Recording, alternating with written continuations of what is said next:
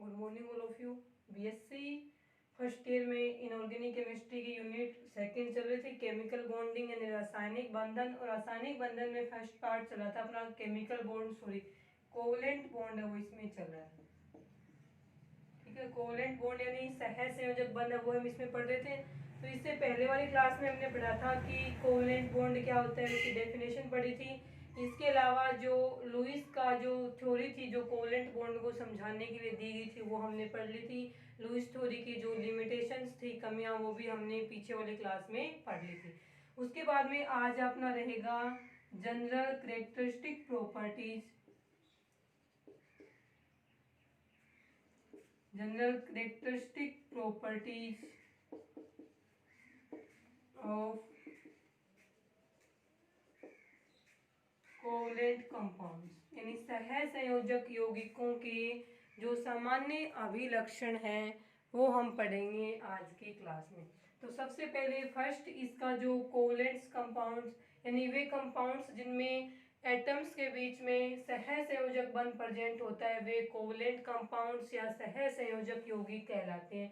ऐसे कंपाउंडों के हमें क्या पढ़नी है, जनरल प्रॉपर्टीज पढ़नी है। तो फर्स्ट जनरल प्रॉपर्टीज है वो रहेगी इसकी फिजिकल स्टेट। तो फर्स्ट में क्या आएगा, इसके फिजिकल स्टेट यानी भौतिक अवस्था। तो इसमें आता है कि जो वे सहसंयोजक यौगिकों के बीच में यानी सहसंयोजक यौगिकों में जो बॉन्ड्स होते हैं वो कैसे होते हैं, सहसंयोजक बंध होते हैं।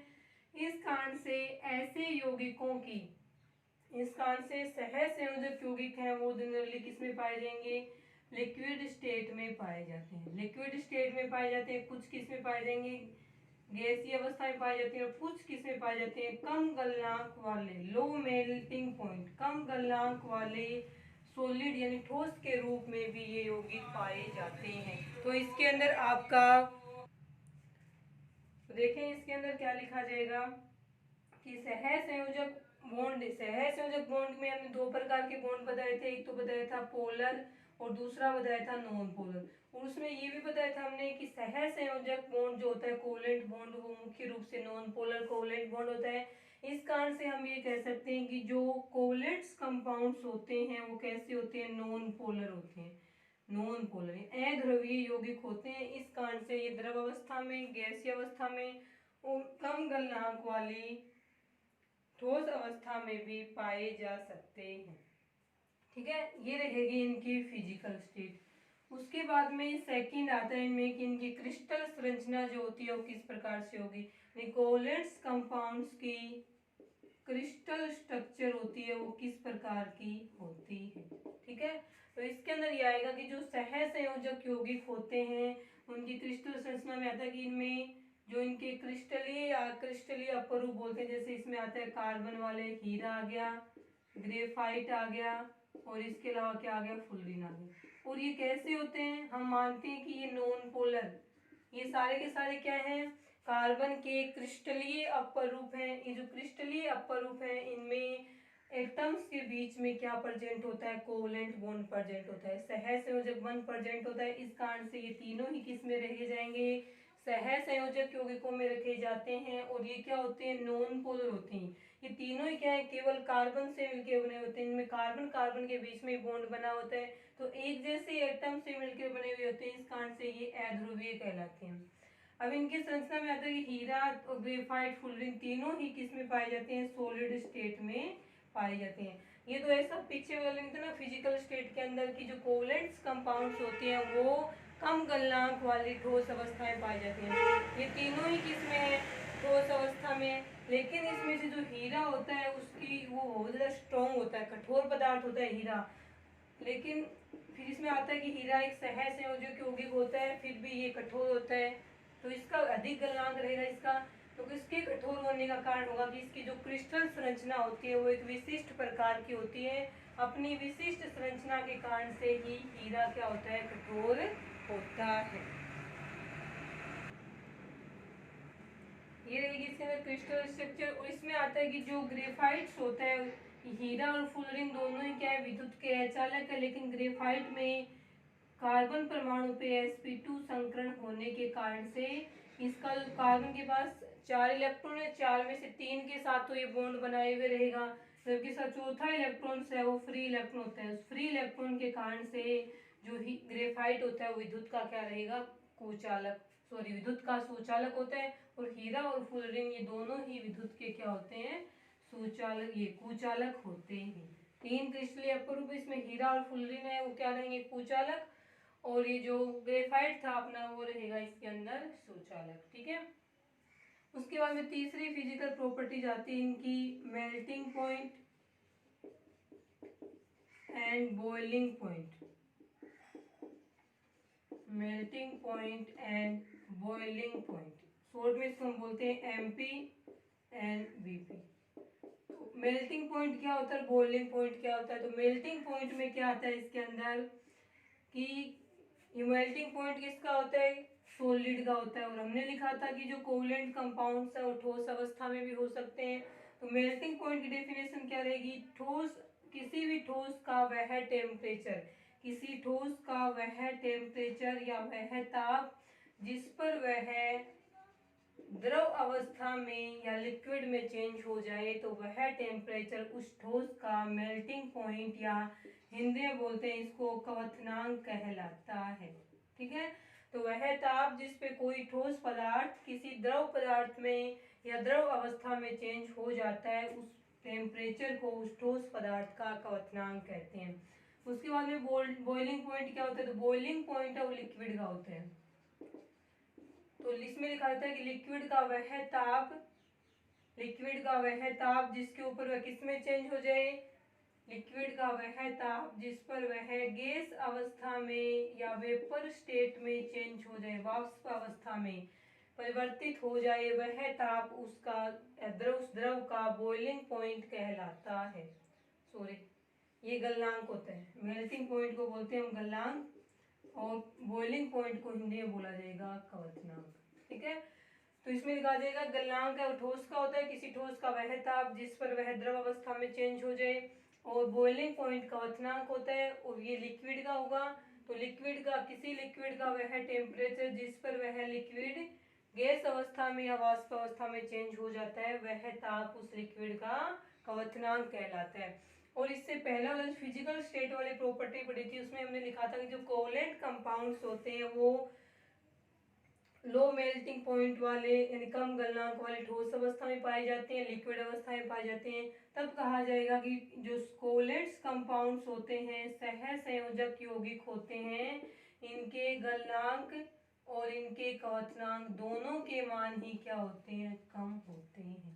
और गलनांक क्या है, क्वथनांक क्या है, ये हमें बता ही दिया। ये दोनों रूप में पाए जाते हैं, सॉलिड स्टेट में भी पाए जाते हैं, लिक्विड स्टेट में भी पाए जाते हैं। इस कारण से हम कहेंगे कि इनका गलनांक भी होता है, उनका क्वथनांक भी होता है और दोनों के मान ही क्या होते हैं, कम होते हैं। तो सहसंयोजक यौगिकों के गलनांक व क्वथनांक के मान कम होते हैं। उसके बाद में 4 नंबर पे आती है इसकी प्रॉपर्टी वाष्पशीलता, वोलेटिलिटी। ठीक है, ये रहेगी इसकी वाष्पशीलता। इसमें क्या था, देखो वाष्पशीलता का मतलब होता है कि कोई भी लिक्विड फॉर्म में कोई भी पदार्थ वो कितनी आसानी से वेपर बनाता है या कितनी आसानी से वो गैस स्टेट में चेंज होता है, वही उसकी क्या कहलाती है, वाष्पशीलता कहलाती है। तो वाष्पशीलता एक प्रकार की प्रवृत्ति या क्रिया होती है जिसमें कोई भी लिक्विड है वो वेपर स्टेट में या फिर गैस अवस्था में चेंज हो जाता है।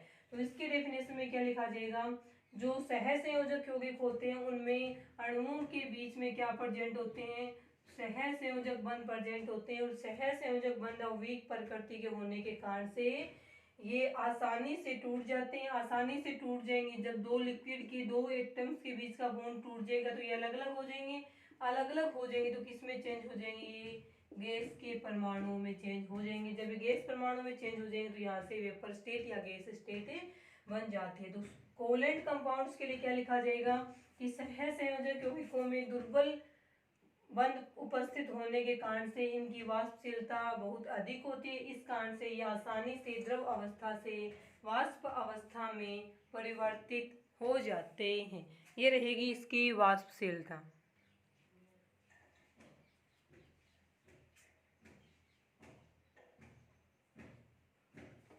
उसके उसके बाद में देखें नेक्स्ट प्रॉपर्टी 5 नंबर पे इनकी नेक्स्ट प्रॉपर्टी रहेगी इनकी सोल्यूबिलिटी। हिंदी में बोला जाएगा इसको विलेयता, सोल्यूबिलिटी यानी विलेयता। तो इसमें क्या लिखा जाएगा, इसमें एक सिद्धांत है, प्रिंसिपल है, वो कार्य करता है।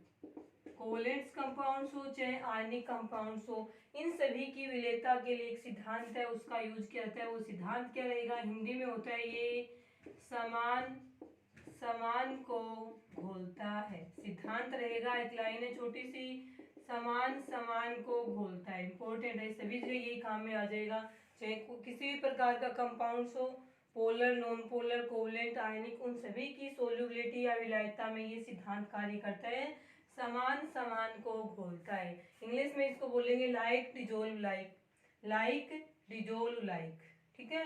इसमें आएगा समान समान को घोलता है। इसका मतलब ये होता है कंपाउंड्स दो प्रकार के होते हैं, पोलर और सेकंड रहेंगे नॉन पोलर।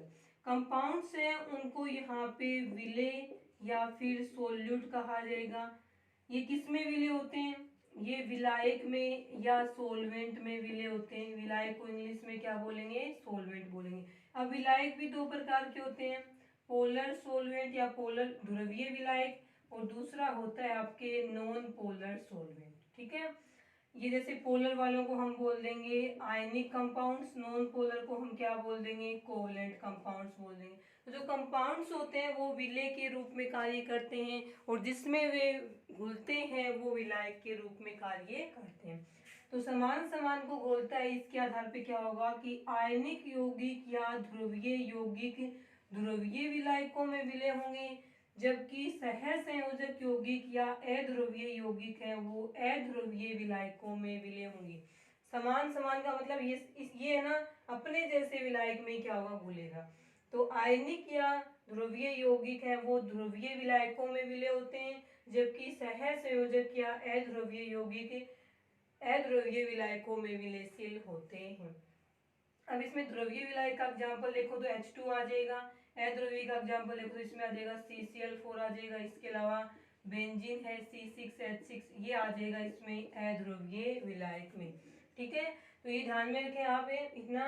तो अपने पास क्या है, कोवैलेंट कंपाउंड्स पढ़ रहे हैं हम। कोवैलेंट कंपाउंड्स मुख्य रूप से नॉन पोलर या अध्रुवीय होते हैं। तो इनके लिए लिखा जाएगा कि सहसंयोजक यौगिक है वो मुख्य रूप से अध्रुवीय विलायकों जैसे CCl4 कार्बन टेट्राक्लोराइड तथा बेंजीन जैसे अध्रुवीय विलायकों में ही विलयशील होते हैं, तथा इनकी H2O जैसे ध्रुवीय विलायकों में विलेयता कम होती है। ये लिखा जाएगा इसके अंदर, ठीक है। तो अध्रुवीय या सहसंयोजक यौगिक अध्रुवीय विलायकों जैसे CCl4 और बेंजीन में विलयशील होते हैं, जबकि ध्रुवीय विलायक H2O में ये अविलयशील रहते हैं।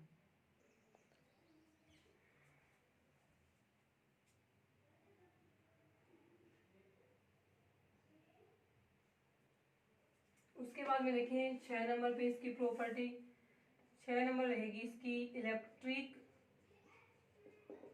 कंडक्टेंस। इलेक्ट्रिक कंडक्टेंस हिंदी में बोलेंगे इसको हम विद्युत चालकता। इलेक्ट्रिक कंडक्टेंस यानी विद्युत चालकता,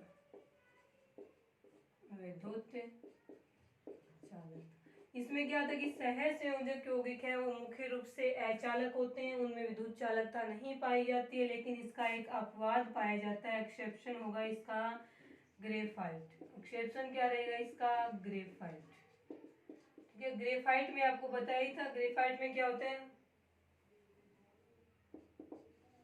ग्रेफाइट में क्या होता है कि ग्रेफाइट में एक फ्री इलेक्ट्रॉन होता है। क्यों होता है, क्योंकि ग्रेफाइट में प्रत्येक कार्बन परमाणु का sp2 संकरण होने के कारण कार्बन के ऊपर जो 4 वैलेंस इलेक्ट्रॉन होते हैं उसमें से 3 वैलेंस इलेक्ट्रॉन तो 3 अन्य कार्बन परमाणुओं के साथ में जुड़कर बंध बना लेते हैं, जबकि इसका चौथा जो इलेक्ट्रॉन होता है वो क्या रहता है, फ्री इलेक्ट्रॉन या मुक्त इलेक्ट्रॉन के रूप में पाया जाता है। और इस मुक्त इलेक्ट्रॉन के कारण से ही ग्रेफाइट विद्युत का सुचालक होता है, और इसी के साथ साथ में ये उष्मा का भी सुचालक होता है, ठीक है।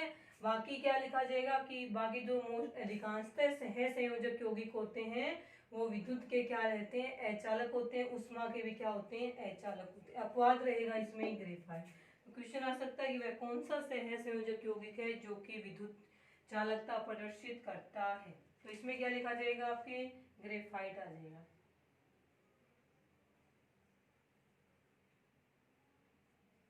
उसके बाद में नेक्स्ट देखें, इसके अंदर नेक्स्ट 7 नंबर पे नेक्स्ट इसकी प्रॉपर्टी रहेगी केमिकल रिएक्टिविटी। केमिकल रिएक्टिविटी, ठीक है, रासायनिक क्रियाशीलता या केमिकल रिएक्टिविटी।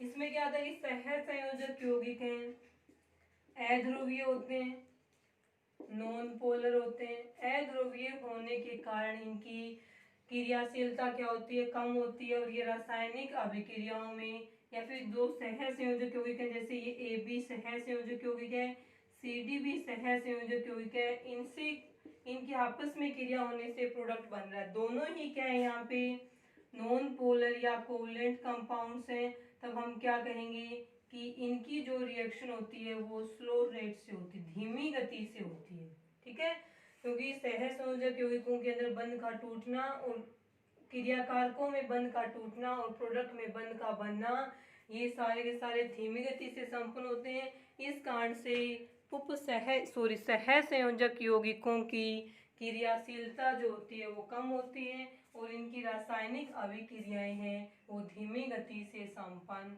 होती हैं। तो केमिकल रिएक्टिविटी में लिखा जाएगा इनकी केमिकल रिएक्टिविटी क्या होती है, कम होती है। उसके बाद में नेक्स्ट प्रॉपर्टी है वो इसके अंदर आ जाएगी आइसोमेरिज्म। नेक्स्ट प्रॉपर्टी रहेगी आइसोमेरिज्म। आइसोमेरिज्म को हिंदी में हम बोलेंगे समावयवता।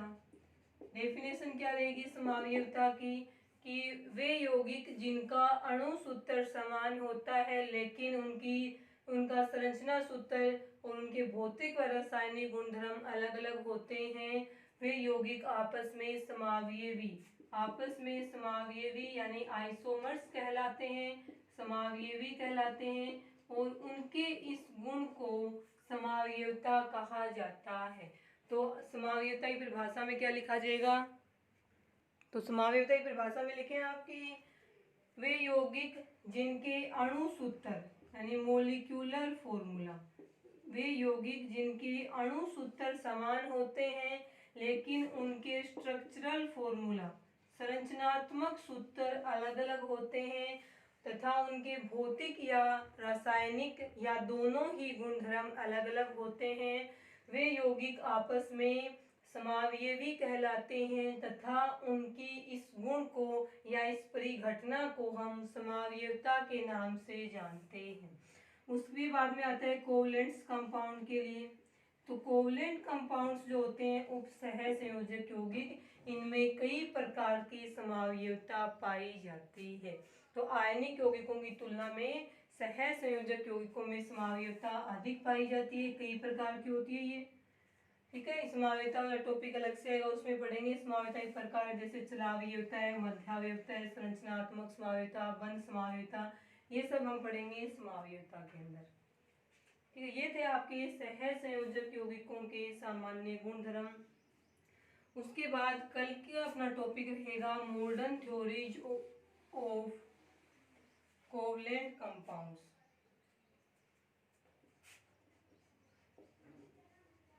Modern theory of covalent compounds सह संयोजक यौगिकों के लिए आधुनिक सिद्धांत दिए गए हैं, वो हमें पढ़ने हैं। तो उसमें आता है आपके 3 सिद्धांत है, वीबीटी, दूसरा रहेगा आपके एमओटी। ये 2 सिद्धांत आपको सह संयोजक यौगिकों वाले में पढ़ने हैं। इसमें वीबीटी की फुल फॉर्म रहेगी वैलेंस बॉन्ड थ्योरी, हिंदी में बोलेंगे इसको संयोजकता बंध सिद्धांत। पहले संयोजकता बंध सिद्धांत दिया गया था, फिर इसमें कुछ कमियां पाई गई थी, उन कमियों को दूर करने के लिए एमओटी सिद्धांत है वो दिया गया था। इसकी फुल फॉर्म रहेगी मोलिक्यूलर ऑर्बिटल थ्योरी, हिंदी में बोलेंगे हम इसको अणु कक्षक सिद्धांत। इसका नाम रहेगा ये संयोजकतावन सिद्धांत ये पहले दिया गया था, फिर इसमें कुछ कमी हो गई थी, उन कमियों को दूर करने के लिए मॉलिक्यूलर ऑर्बिटल सिद्धांत या अणु कक्षक सिद्धांत है वो दिया गया था। इसमें से हम कल पढ़ेंगे वीबीटी संयोजकतावन सिद्धांत, उसके बाद में पढ़ेंगे अणु कक्षक सिद्धांत। तो हेडिंग रहेगी अपनी सहसंयोजक यौगिकों के लिए आधुनिक सिद्धांत। तो इसमें लिखे सहसंयोजक यौगिकों के संरचना, प्रकृति, इनके विभिन्न गुणों को समझाने के लिए दो सिद्धांत दिए गए, दोनों का नाम लिखना है। ये हम पढ़ेंगे कल की क्लास में। आज के लिए इतना ही।